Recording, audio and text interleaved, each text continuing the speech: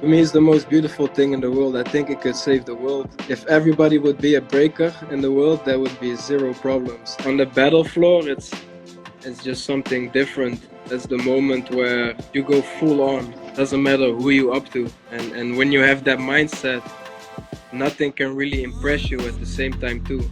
But when I look at it and I'm in my full battle mode, I'm like, this is garbage. Doesn't matter what he does.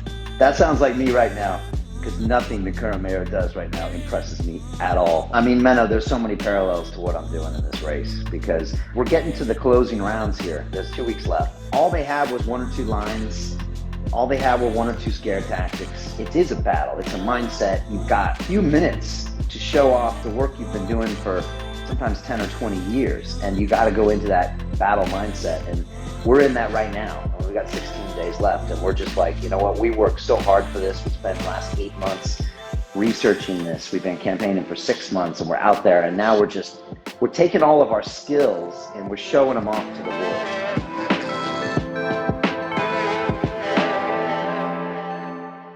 There he is. What's Menno. up? What's up, brother? Let me give you an introduction real quick. We are being joined all the way from the Netherlands by the legendary breakdancer, Red Bull BC1 champ from 2014, 2017, 2019. He's an entrepreneur, artist, designer, photographer, father. I'm talking about Menno van Gorp. Menno the B-boy. Great to have you here, man. You've been a former guest on London Real, and I appreciate you being here today. How are you, brother? Thank you, man. I'm doing great. A lot of things going on, but doing really good. Good, man. Good. Well, look, everybody has been asking me about the breakdancing. And as you know, I'm running to be the next mayor of London. The elections are 2 weeks from Thursday. And this is what's getting printed, Bidey. This is the Evening Standard, one of the biggest papers in London. And here you go, Menno. This is partially your fault, by the way, right? Breakdancing ex-banker trying to be our mayor. And Menno, I'm kid you not, man, almost every single major headline throws me in as the breakdancer. And that's the whole headline here. And it's kind of crazy, man. And again, I'm super proud that I've been breaking, learning how to break for 5 or 6 years now. I trained with you in London. We had a session here, obviously had you on the show. But what do you make of this, man? When you see stuff like this, what do you think? Well, it's nice because you're battling. It's like you're in a battle, so it makes sense. I think in some way they try to make it look a little bit funny, like to call it breakdancing, but the people that do that, they don't realize what it takes to be an actual breaker, and the mindset you have as a breaker to like improve yourself. So I think it's something very good, actually.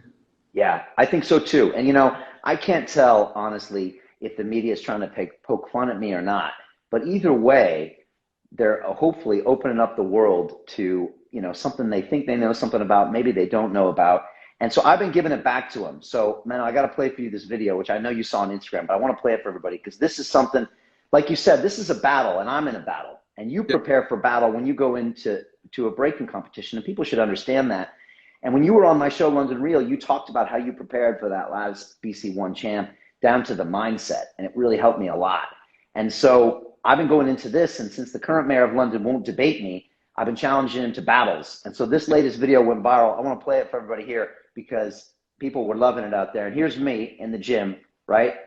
Doing a few simple moves, right? Little kip up, little spin. This is a James Brown move I just adopted, right? A little bit of this, little B-boy flavor. And then I was just like, what's up, Mr. Mayor? Like, are we going to do this or what? Right? So, and that thing's like popped off. It's got over 100,000 views and people are like, okay, what's going on here? But, you know, I feel like the attitude I have in that video is what you bring to every B-boy battle. And maybe you could explain to people what that's all about, that mindset. Yeah, that mindset. I mean, the moment when you're on the dance floor and you're going into that into that character, so to say, it's like you're a super version of yourself. So you kind of express who you are, but in a super way. So yeah, I think it's really nice to express that way, like also it's a lot to do with words, but now you also show it in the physical way. It's a good point, man. I mean, a lot of people have come up to me and said, okay, Brian, you're turning 50 next month, and we see you doing these breakdancing moves. And I mean, I spent like an hour and 20 minutes in the gym the other day working on my windmill and stuff. And I'm sure everyone's looking over like, is that the mayor? And like, what's going on? But for me, I get fascinated with, you know, the obsession of trying to learn something. I see you all the time learning, but also flowing, also allowing mistakes to turn into advantages, to allow yourself to fail. I mean, there's so much going on in the creation of the dance. And then, like you said, an expression, and you can show the world who you are besides using words. And Menno, in politics, it's all words, you know? And so you rarely get someone that can show you who they are. And so the dance helps me a little bit, I think, show them who I am, if that makes sense. Yeah, for sure. Definitely. Yeah. It took me, I was thinking about the windmill. I honestly think it took me 4 to 5 years to actually get something I would call a windmill. Yeah. And because I started when I was 45 or something, so 44. So for me, just the fact that I just kept trying, I mean, I was so bad for so long, you know, and so, you know, and I have so much to learn, and breaking taught me so much. It taught me how to express myself. I used to be embarrassed to dance when I was a kid. It taught me to understand my body, to understand performance. That's another thing, man. It's one thing to practice the routine in the gym. It's another thing to do it when people are watching, right? Yeah. It just taught me so many things. It taught me about the culture, how the dance came to be, how you have to honor the mindset of the dance when you express yourself. Like, there's so many things going on there that I've learned. Yeah. Also, a very important key is to be original and to be creative, and of course to build a strong foundation with anything you're doing. But I think if you approach the b-boy mentality on any aspect, you're gonna have success. I think that's what you're doing with becoming a mayor. You have a battle bus. That's great. Yeah, I didn't think about that. The battle bus, right? Just like a b-boy battle, right? Yeah, I mean, I've seen you, and I watched the BC1 champs, and when you guys and girls go in there to dance, it is a battle. It's a mindset. You've got, you know, a few minutes to show off the work you've been doing for sometimes 10 or 20 years, and you got to go into that battle mindset. And we're in that right now. We got 16 days left, and we're just like, you know what? We worked so hard for this. We spent the last 8 months researching this. We've been campaigning for 6 months, and we're out there, and now we're taking all of our skills and we're showing them off to the world. Yeah.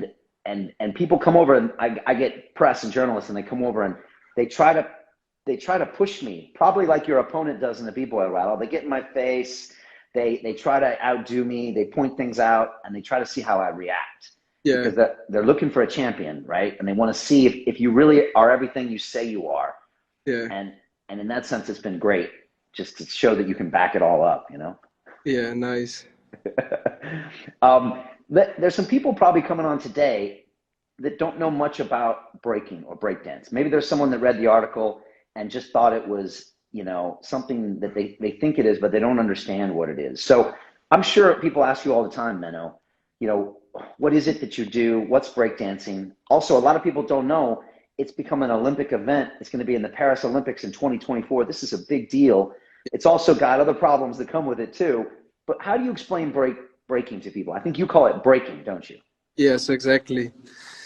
Well, it's really special to me. Also to explain, I think breaking is really hard to be labeled as one thing, because it definitely has the aspect that a sport would have. But at the same time, it's also a lifestyle, and it's an art form. What's really important in breaking is also the community behind it. I think that's one of the most beautiful things about breaking, the way we are connected worldwide with any other person that's breaking. So yeah, it's a dance that's originated in the Bronx. I think somewhere early 70s. And it just grew out to something global, you know, something that connects so many races and religions and people together all under one roof. To me, it's the most beautiful thing in the world. I think it could save the world.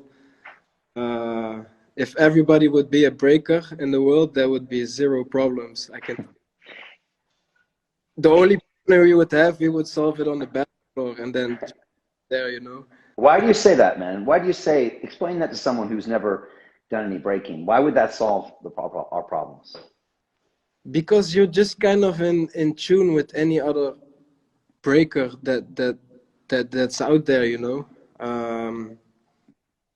You don't even need to, you can, most of the time you can tell when somebody is a breaker, just by their stance, by the way of talking, by the way they dressed, or by the way you see them react to the music, or you can tell by the way somebody's sneakers are scuffed, like, oh, he's training footwork, because I can tell by the way sneakers look. And I don't know, man, it's I guess skaters would also have this, but I've been breaking all my life, and the moment I'm with B-boys, I feel home. Like, I feel like myself, and I feel we don't have nothing to discuss, and you kind of already, you have the same mindset. Of course, it's still different people, but at the same time, breakers are pretty easygoing also. Yeah, I know what you mean. And I've been lucky enough to have a few on my show and talk about the history of breaking. You know, I had Crazy Legs on, I had Storm on, I had you on. I trained with Victor over here one time, and I've been to the competitions here in London. And you're right, it's a certain vibe of a breaker, because I guess a breaker is they're willing to put themselves out there, right, and fail. They probably failed a lot if they're any good. And you probably never see as many of their failures, but you know they went out and screwed things up. They pushed through injuries. They pushed through distractions, right? There could have been a lot of reasons to quit breaking, and they kept at it. They express themselves. They feel the music. They allow themselves to, express themselves too. And they probably appreciate you for doing the same thing. So you guys kind of have these wavelengths, right? Yes. Yeah. I feel the same kind of way with martial arts guys, like the jiu-jitsu guys. I know that if you're, rolling jiu-jitsu or something, I know that you've been humiliated and tapped out and beaten so many times that if you keep coming back and you have skills, you must be the kind of person that has a long-term perspective, that's doing the dance because of the beauty of the dance, maybe not just to be the best, but you still want to be the best too. There's a weird energy there of, I'm still competitive, but it's not just about me. It's also about the honor to the dance as well. So am I getting it kind of right? I feel like I might be. There was one thing I remember you told me when you were on the show. And by the way, if anyone watches the full interview, it's all on our website, London Real. But when you went in for the Red Bull BC1 Champs, I think in 2019, it was in Asia? Was it China? Somewhere out there, right? The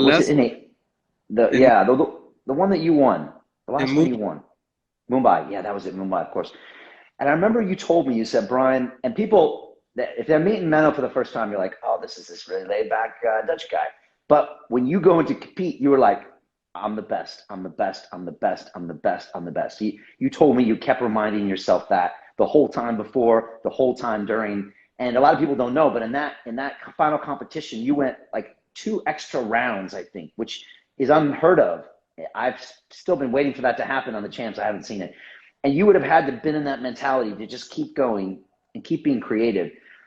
Talk to me about that mindset, because again, you have this laid back personality that people might not think goes with that championship mindset. Yeah, where to start? Like I'm a very humble person. I'm really sure about my dance. It's so precious for me, and it gave me so much. And I know it can give me so much. That I don't know how to explain it. I'm a laid back person. If you know me, if you meet me for the first time, the second time, maybe the third time, but if you know me better and you see me more, maybe I'm not that laid back as I seem the first time, or you met me. I always need to kind of defrost, or so to say. But on the battle floor, it's just something different. That's the moment where that just falls off my body. And I feel when it's the battle, when it's battle time, there's no need. It don't make sense to be humble, you know. So then it's just you go full on. Doesn't matter who you up to. And when you have that mindset, nothing can really impress you at the same time too, because I think that's when the danger starts kicking in. When you're humble and you like you see your opponent, and in the inside of your mind you go like, damn, that was really dope what he did, giving him props. That's actually most of the time when I do that, that's when I start losing, Right. because and then his moves are like touching me. But when I look at it and I'm in my full battle mode, I'm like, this is garbage. Doesn't matter what he does. And I was like, doesn't impress me. Nothing what happens here in front of me impresses me. That sounds like me right now, because nothing the current mayor does right now impresses me at all. Okay. Maybe later when you review everything, I can be like, oh damn, that was actually crazy what this guy did against me. But in that particular moment, it just all looks like shit to me. Right. And I want to make him feel that I feel that way, you know? And that makes your opponent also more weaker in a way. When he feels that you feel that way about him and you feel that way about yourself, he maybe start like doubting himself also, you know. Right. So it's Right. a battle strategy, I guess. It's very mental at that point, isn't it? Because at that point, if you're both on the finals of the Red Bull stage, you both have a unique skill set. You both have your own signature style. It comes down to the mental game at that point, right? If you can execute, if you can be who you are and not be intimidated. And at that point in the final battle, it's also like who got the most material left. What do you still have to show at this particular moment? It's a very important part. And for me, it's almost impossible to do all my material in one event. So I always have stuff that I didn't do or that I didn't use yet, and that's why I get more dangerous when I'm going towards the final. Uh, and it's also that like I like to compare with the shark that smells blood. You know, like when I'm in the final, it's like I smell the prize money, or I smell the victory. And when you're that close, then it's really it gives me like an extra layer of energy. I wouldn't have that energy in the fire in the first round or in the second round, you know, depending who I'm battling, of course. But Right. Yeah. I mean, Menno, there's so many parallels to what I'm doing in this race, because it's funny you say that, because we're getting to the closing rounds here. There's 2 weeks left. yeah, And a lot of the candidates, you know, they threw all their material out in the first round, you know, and there are 2 rounds left in the normal battle. In your battles, there's 5, of course. And you can see that all they had was 1 or 2 lines. All they had were 1 or 2 scare tactics. yeah, And you can see who's really got the deep knowledge, who's really been doing this for a long time, who has detailed thoughts and opinions about all this stuff. And funny enough, we just dropped something recently that made me feel like your rounds 4 and 5. We dropped it's like this 50-page manifesto that we've been working on. That's like all these detailed policies, everything we want to fix with London. And we dropped this on everybody, and they were just like, whoa. And someone else, this is 50 pages. Somebody dropped like a 13-page one, and there were spelling errors. And this, they're just like, whoa. And we're basically taking this material all the way into the final rounds. nice. And we feel like we're just getting warmed up, and we can see them kind of shrinking. And we could see them. And we have judges like you have judges. Our judges are the voters and the media, right? I And was thinking that, and you know what? When you were judged or when you're being judged, what I feel sometimes is if you show you want it more than the other person, that almost make you a winner, even though your skill set is very similar. If you show you want it more than the other one, you probably win. mm, But even though in breaking, I think it's cool to be like nonchalant about it, you know, with your skills, and not to show that you're not even trying that hard. But right. like I like that part about breaking. But if you do this in a competition, that might that thing might make you lose the battle, you know. And I Right. think Yeah. what you're doing, like with pages, the people see it, you want it more than anybody else, and this is something good, man. Yeah, no, I appreciate that, man. This is really helpful because, I mean, first of all, I don't usually get to have these chats like this. Usually I'm out on the streets or I'm talking to press, but I never thought about this battle the way that you look at battles. And it's a good point. People see me in this race, and look, I get criticism. I got the suits, I got the American accent. A lot of things people say at first, but then I'm like, okay, but let's talk about real. Let's talk about the city. Let's talk about policies. I've been here 21 years. I've been a citizen for 14 years. And then when they stay for a while, they're like, man, you're doing this all on your own. You already had a business. You didn't have to do this. You put your own money in this. No other candidate's doing that. You must really want to do this, right? You must really care about this. And I'm just like, yeah. I said, you know, this document, this stays here. Whatever happens to me, it stays here. So this is already my contribution to this city, period. So, and people feel that, Menno. You know, like when they're watching you on stage, they feel it. Even if it doesn't logically make sense, they feel that human energy, right? Yeah, No. in a big way, especially with video. Dude, I want to ask you about the Olympics. Talk to people here. What does it mean for breaking to be in the Olympics for 2024? How significant is that? What's it going to look like? And then will more people know about it? Yeah, I think it's really amazing that break gets this huge platform to show our art form. I think we can inspire a lot of people. A lot of people will know it better because I think a lot of people know breaking, but they don't know breaking. Yeah. So I hope finally they will see it and they will understand it more, and they see actually the deepness of it instead of just thinking it's just spinning on your head only. Uh, and also just for breakers that are like making a living now out of it. I might open so many doors, you know. Like I'm just opening this spot right now. Like, I don't Ooh, know if this would be possible without the Olympics. wow. So that wouldn't be It's possible just because nobody would be talking about it necessarily. So you wouldn't have no, people. and now like Olympics are coming, and I don't know, the cards you're playing with are just different right now, you know. So when you're saying you're training for the Olympics, they're like, "Oh, you're training for who's training for the Olympic?" If I would say I would train for Red Bull BC1, it's still big, but the average person would still be Right. like, "Oh, was that Red Bull cool?" Like it's not like the Olympics is like the highest of the highest stage, you know. Yeah. So I think that's it's very good, you know. Also, like a lot of countries that maybe don't have a lot of possibilities normally in breaking, they will get more options to travel. um, I think it's great. Well, because you went down to Africa, didn't you? And you spent a lot of time in one or two countries down there, and in, just like, well, where did you go? to Kenya. Oh, to Kenya, right? And Yeah, you were hanging out with the local kids and breaking with them, and what was that like? Because this is something like the Olympics for them could change their whole future potentially of if they're course. right. They be getting the person that's running the event there. He's been getting, that's Victor from Slum Dance.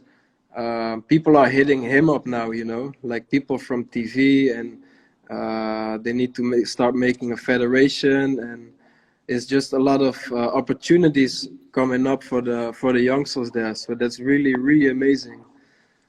Yeah, Yeah. Are you going to be at the Olympics? for sure. Yeah. All right. You rep in Holland. I'm repping Holland. Yes. Okay, that's cool, man. And so what's it gonna look like? I mean, what, you know, is it gonna be people from all over the world? Do you think it's gonna be the people we know already from like BC1, or is it gonna be new people, or is it gonna be up and coming youngsters because it's not for 3 years? Yeah, I think it's gonna be a little bit of a mix. For me, I will be around 35 by then, so that would be a nice moment to be like, okay, this is like my peak level at as in like competitive breaking. Um, so yeah, I do think there's a lot of kids right now. Maybe they're like 19, begin 20s. They will have that's a perfect timing for them. I actually wish this was 5 years earlier. That would be better for me. I would probably have a gold medal, maybe even two. because my first world championship I won was UK champs in 2007. Oh So yeah. that's quite a long run to be on the top. Um, but what was the subject again? Yeah, it was just more about how that Olympics is going to change the world, and I really think it will. Let Yeah, me ask you just a couple more questions. You know, breaking, when people look at it, again, you know, in London and in the world right now, everyone's talking about physical health, mental health, people taking care of their own bodies. And yet, when you look at the world in general, and everybody seems to not be doing that, right? We're not moving very well. We're not eating very well. We're on our phones and digital devices. So, like, what can people learn with something like breaking or dance? Like, what is it about? Because sometimes I watch you. I used to watch your old videos, dude, of you. I think it was in that kickboxing gym or something where you were just kind of exploring your flow and your body yeah, on the floor. No one was watching. There was no cameras. There was no competitions. You were just kind of becoming one with your body in a weird way. yeah. I mean, talk about that. And if somebody wants to start trying that, what's the best way to start? I think dancing is almost like meditation. Because the moment when I dance, that's the moment I forget all my stress and all my troubles. It's really like therapy for me. I can feel it in my body if I don't do it for a week. I get tensed and stuff. You know, I need dance to de-stress. I need it. I don't know what to do if I couldn't. You know, even if I was in a wheelchair, I would probably still be like just to like shake the stress off. You know. Um, but a good way to start, obviously, is I think the first thing is to understand your own body. Where is your stiffness? Where is your flexibility? How does your body move? What options do you have? And just slowly start to build from there, and just experiment.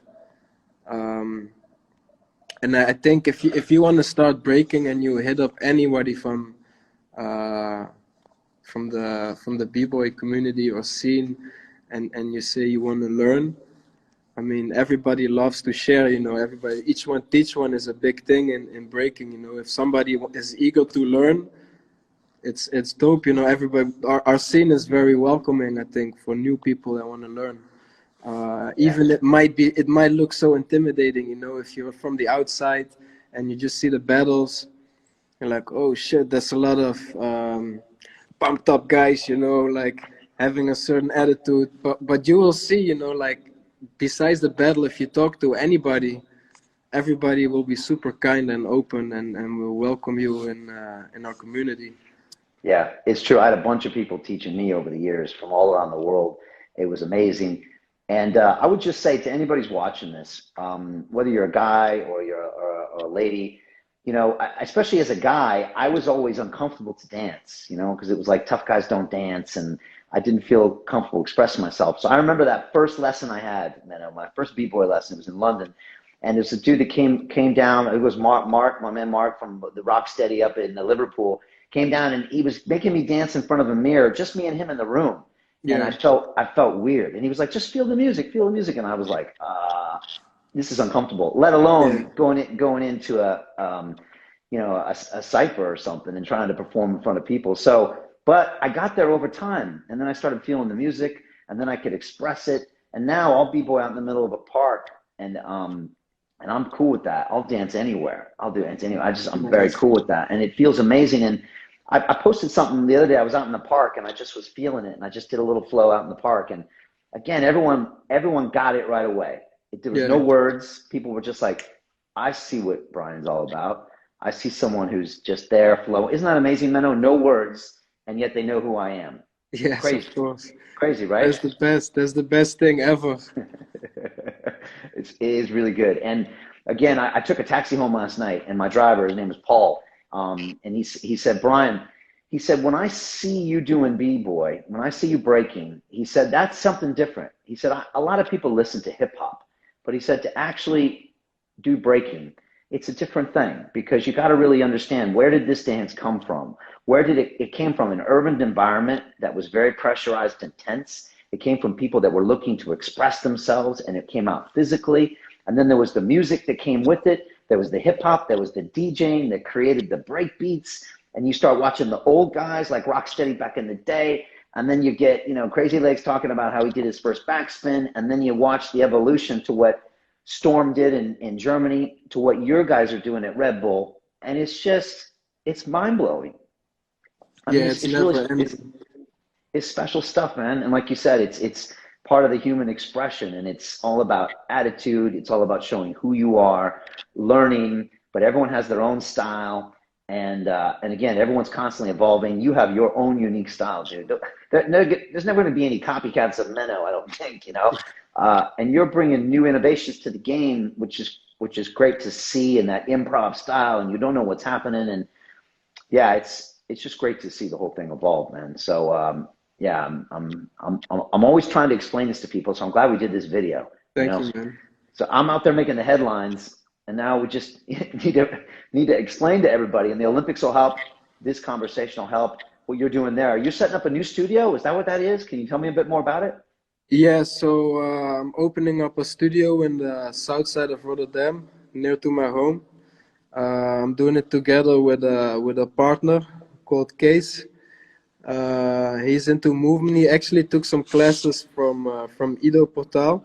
Yeah. So we call ourselves OTB Movement, outside the box movement, and then OTB also stands for Break OTB, break on the brakes. So we can have like our own division with the same name, and it's going to be focused on. Well, the first thing is I will be training here for the Olympics a lot, and I'm planning to have breaking classes every day for kids here, because there's no spot that feels like home for kids, where they can just walk in and have a place where they can really just break, you know. Having a guest here. Hi, how are you? Hi, I'm Brian. I see all your videos with your dad. So cool. So yeah, and then my partner Kees, he trained me a lot, and he opened up a lot of doors for me in terms of mobility. So he was really an amazing help for my body, and so I think this is something that goes really well with breaking. Yeah. And then he's also focused on training other athletes that are already on a level. From football players to martial artists. Himself, he's into MMA and jiu-jitsu. He's learning me a little bit how to fight, and I learn him how to move on the floor. So it's like an exchange we constantly have. Yeah. And yeah, it's just gonna be a big thing. I've never been so busy in my life. So we trying to fix everything downstairs, and we breaking the walls, and we're setting everything up. It's a lot of work, but we cannot wait to open our doors. I love it, man. That's so good. And interesting you say there's a connection between dance and martial arts that I never understood. If you look at, was it Rocky 2 or Rocky 3? I don't know one where he's training with Apollo Creed, and they go out to Los Angeles or something. They're dancing, and Rocky can't dance in the mirror. They're dancing in the mirror. They're bouncing up and down. And Rocky can't dance as Andy can dance. You know, when I started doing spins and a lot of the footwork, the top rock and b-boy, I started switching it into my fighting and my boxing. Now I can switch stances. I can do spinning back fists and spinning elbows, because they're very similar. And if you look at UFC fighters, a lot of them have a dance angle to it, a movement angle to it. So there's so many parallels. And like you said, Ido Portal, a guy I had really early on London Reel, an incredible mover. He was on London Reel a bunch of times. We went to Israel. We filmed a documentary movie with him. And he's actually the reason I started b-boying, because he taught me how to do these lizard walks on the ground. And I was down in my gym, walking like a lizard. The whole gym is like, what is going on here? Ido used to say, if you haven't been thrown out of your gym, you're doing something wrong. That's what Ido used to say. So I was about to get thrown out of my gym, and I was down there on the ground doing this lizard walk. And for some reason, Menno, I just thought, this feels like breakdancing. And actually, when I was young, my mom sent me to a school that was just it was kind of down in Southeast San Diego. It had a lot of mixed groups there, and I remember seeing the b-boy. I never did it, but I saw it, And immediately I went back to the early days. I remember seeing it in New York City when I went there in the 80s on the street corners, you know, people with the cardboard or whatever. Maybe it was, yeah, probably mid 80s. Yeah. And immediately it came to me, and then I've been on this journey. So, man, all this movement stuff is so important. I'm so glad you're doing this. I can see you're super excited. And I think cross-training is a great thing. Good thing for your body as well. You can mix it up. And look, I just hope that anyone who's watching this can think about incorporating some type of dance into your routine, or even some type of movement, martial arts. You know, one thing that Ito always told me is, he said, the body is the mind. The body is the mind. That's what Ito said. Yeah. And when you first hear that, it doesn't make sense, because we live in this world where we're on our phones. It's all about what you do, what you make, what you learn. And we have this separation. Oh, the body is to get me from places, or I train the body at the gym, and then the mind is where everything happens. But yeah, I know, you know, Menno, that it's the opposite. It's the opposite. They're the same thing somehow. For sure. And if you want to understand the mind, you can do it through the body as well, right? For sure. And I see you do that all the time. You give yourself physical challenges, riddles, and you have to persist and try to solve them with your brain. And then at some point, you don't know where your brain stops and your body stops, and then you're probably in the flow at that point, right? For sure. No, I think, like with my breaking, I always been focused on purely on my skills and on the training and on keeping my body up, and everything else just flows automatically. It just comes with it. So I think it's really, really important to keep that body in shape, and to not give up on your mobility as well. Because even me as a breaker, I use every part of my body, and I thought, okay, I'm very stiff at some parts, and I was like, this is it for me. And it made me more creative because I had to work around it. But now I see even those doors, they're possible to open. Right. So that's even more input now. So it's perfect. Yeah. And one thing I'll say, you know, as we're finishing up, when I first started breaking, everything hurt. Okay. This is like 5, 6 years ago. Like, my knees hurt, my fingers hurt, because, you know, we support ourselves with our fingers a lot of times when you're on the ground.